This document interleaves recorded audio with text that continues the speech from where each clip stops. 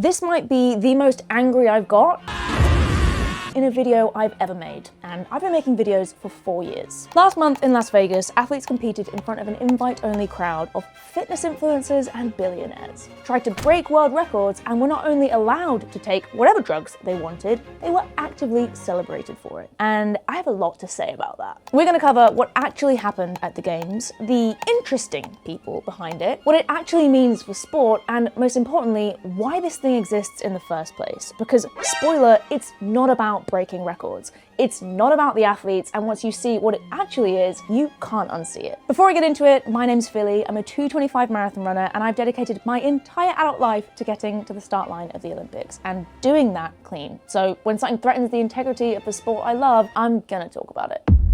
What is the Enhanced Games? It was founded in 2023 by an Australian businessman called Aaron D'Souza. His pitch was to redefine sport as we know it, to create superhumans by combining elite athletes with modern science. He called it the Future Olympics, a place where traditions are rewritten and humanity moves forward. Now, who's backing this vision of the future? Peter Thiel, Donald Trump Jr., and a collection of other tech billionaires and venture capitalists who apparently got bored of disrupting taxis and decided sport was next. The first event took place on the 24th of May this year in Las Vegas. 42 athletes competing across track and field, swimming and weightlifting. They'd spent 4 months in a training camp in Abu Dhabi beforehand, and athletes had 3 ways to make money. Number 1, win your event, $250,000. Number 2, just by standing on the start line, you were guaranteed something. $250,000 was shared proportionally between competitors based on where they finished. And number 3, break a world record, and you got a further $250,000 on top. Or, and this is where it gets a bit specific, $1 million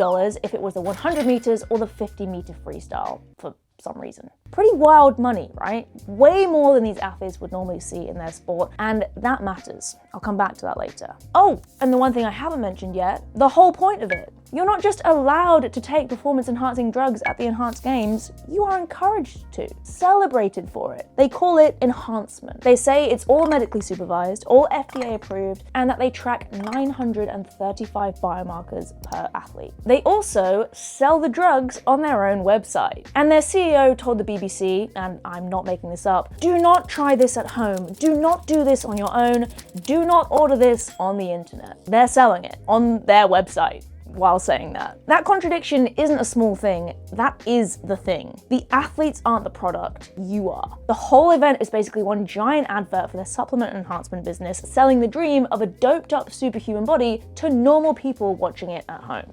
So after all the hype and the chat, the building of a bespoke venue in Las Vegas, getting Twitch streamers and fitness influencers to promote the event, what actually happened? According to the organizers, among the pro athletes, 90% were on testosterone esters, 78% on human growth hormone, 62% on stimulants, 50% on metabolic modulators, 41% on EPO, 29% on testosterone derivatives, and 5% on hormonal support. Fully doped. Medically supervised, 4 months of prep. And across 16 events, 1 world record was broken. 1. In the men's 50-meter freestyle by 0.07 seconds, and the swimmer was wearing a speed suit that's actually banned in normal competition. So how much of it was the drugs and how much was the suit? We genuinely don't know. 3 out of 16 events were won by athletes competing clean. 3. Tristan Evelyn won the women's 100 meters in 11.25 seconds without a single PED and said afterwards, and I love this proves that winning takes more than chemistry. The Enhanced Games' own event delivered the most powerful argument against itself. In the men's 100 meters, after 4 false starts, only Fred Curley ran under 10 seconds. He ran 9.97. He says he was competing clean. He is also currently suspended from World Athletics for anti-doping whereabouts failures. 9.97 clean in a fully doped field. Think about that. 250,000 people watched on YouTube across the whole event. At any given moment, about 60,000 were tuning in. And the crowd, invite only, no public tickets, fitness influencers and billionaires. Next year, in their desperation to actually make something happen, the 2027 Enhanced Games will offer a $10 million jackpot for anyone who runs the 100 meters in under 9.58 seconds, which is Usain Bolt's world record, set clean in 2009. This is not the future of sport. This is a vanity project with a supplement shop attached. However, I do want to be fair here, because I think if you actually care about this topic, it's worth engaging with the strongest version of the argument in favour of it, because there are people who think the enhanced games is a good idea, and some of their points are not stupid. The case for it goes something like this. Athletes are adults. They have the right to make informed decisions about their own bodies, and performance-enhancing drug use is already widespread in elite sport anyway. The enhanced games is at least being honest about it, bringing it into the open and doing it under medical supervision. Is that not better than the hypocrisy of a system where doping happens in the shadows anyway? And athletes deserve to be paid well. In any other industry, if you reach the very top of your field, you'd be financially rewarded for it. If you win a gold medal at the Olympics, you don't get any prize money from the IOC. None. Zero. Which, hilariously, the IOC president strongly endorses. We'll save that particular can of worms for another video, but the point stands. The financial reality for most elite athletes is genuinely broken, and that's a real problem.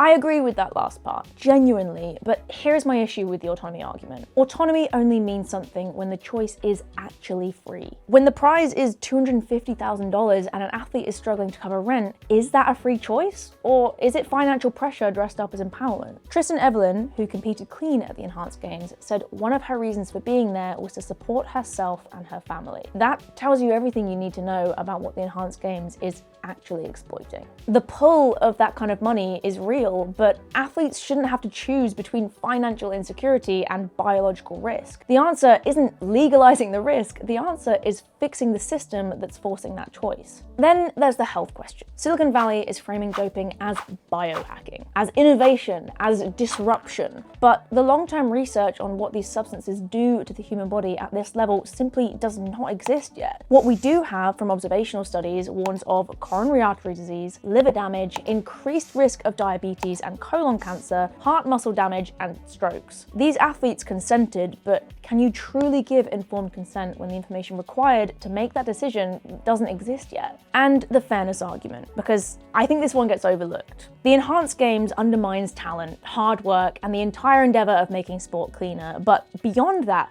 if this became mainstream, it wouldn't level the playing field, it would tilt it further. Not everyone has access to the same drugs, the same quality of medical supervision, the same doping program. The athletes with the richest backers and the best doctors would win, not the best athletes. The everyone is doping anyway argument, even if it were true, is an argument for better testing, not for abandoning testing altogether. But the thing that concerns me most isn't the athletes who made that choice as adults with a medical team behind them. It's the 16-year-old watching this, who sees doped athletes celebrated, prize money that dwarfs anything clean sport offers, fitness influencers hyping it up on YouTube, who doesn't have a doctor, who doesn't have 4 months in Abu Dhabi, who just orders something off the internet because it looked like the thing that made their favourite athlete go faster. The CEO of the Enhanced Games told the BBC, do not try this at home, do not do this on your own, do not order this on the internet. But they're selling it on their website. That contradiction isn't a footnote, that's the entire problem. I can't remember who said this, but as someone put it, what society rewards today shapes what the next generation grows up believing greatness requires. Sport is more than entertainment. It's something we believe in, something that gives us hope that hard work pays off, that dedication and sacrifice and showing up every single day actually means something. Enhanced sport might entertain, but can we really believe in it? Is it meaningful? That question is personal for me, and I want to tell you why. Before I talk about a potential solution for the future, I want to talk about why I'm making this video. Not just as a runner who has opinions, but as someone for whom this is genuinely personal. I'm 31 years old, and I've been running competitively since I was a teenager, and I have spent my entire adult life working towards one goal, the Olympic Games. Everything I do, every session, every decision about what I eat, how I sleep, what I put in my body is pointed at that. And here's what that actually costs. Training camps. I typically do 2 or 3 a year and they don't come cheap. Physio, which as a distance runner is basically non-negotiable. Coaching, race entries, and if you're racing internationally, you're covering flights and accommodation too. Nutrition, kit, shoes, sports psych. The list is longer than most people think. I fund all of it through brand partnerships, through coaching, which I'm actually winding down now to fully focus on my own training, and through this YouTube channel and my Patreon. The side hustle isn't a bonus, it's the income. There is no salary. There's no club paying my bills, it's just me and the people I've built around me making it work. And I know I'm fortunate. I've built a platform, I have partnerships. A lot of the athletes who showed up at the Enhanced Games don't have that. They're world class at what they do and they're still trying to figure out how to pay rent. I understand, I genuinely understand why that $250,000 becomes impossible to ignore. But here's the thing, that understanding doesn't change my answer. I want to be at the Olympics more than I've ever wanted anything in my life, and I will get there clean, because the only version of it that means anything to me is the one where I know for certain that everything that I built got me there. Not a drug, me. And I think that's what the Enhanced Games fundamentally doesn't get, or doesn't want to acknowledge. The point of sport isn't just the record, it's the meaning behind it. It's the question of what a human being can do on their own terms. Take that away and maybe you have entertainment, but you don't have sport. The Enhanced Games say they are the future of sport. I don't think they are, but I do think they've identified some real cracks in the system. And if clean sport doesn't address those cracks, something worse will come along and exploit them. So what should the future of sport actually look like? If you want to push the limits of human performance, invest in nutrition science, strength and conditioning, sports psychology, technology. Sebastian Sawe ran 1:59:30 this April. He became the first man to officially run a sub 2-hour marathon clean, with more out-of-competition drugs tests in the build-up than almost any athlete in history. He asked for them proactively because he wanted there to be no question. That is the story we should be talking about. That is extraordinary. If you want better entertainment, sport already has it. You don't need drugs to make sport compelling. You need stories. You need stakes. You need the uncertainty of not knowing who's gonna win. Watching someone cross a line first because they had the best pharmacist is not what gets me out of bed at 5 a.m. to train. I mean, I actually don't get out of bed at 5 a.m. to train. If you want athletes to be paid fairly, I am completely with you. The Olympics needs to address this, and I'm gonna go much deeper on that topic very soon, so stay tuned on that one. And if you want world records to mean something, they have to be earned in a way that the rest of us can believe in. The moment a record just means this person had the best drugs program, it stops meaning anything at all. Sport is one of the few things we have left that genuinely asks the question, what can a human being do? I don't wanna know what a chemist can do, I want to know what you can do. So if you care about this too, actually show up for clean sport. Watch the Commonwealth Games this summer, watch the European Athletics Championships, buy a ticket, go and stand on the side of the road at a marathon, cheer someone over a finish line. Celebrate the athletes, not the chemistry, because what a clean athlete does, the sacrifice, the dedication, the absolute commitment to finding out what their body is actually capable of, that is genuinely something worth believing in. And we should all fight to protect it. Love the grind.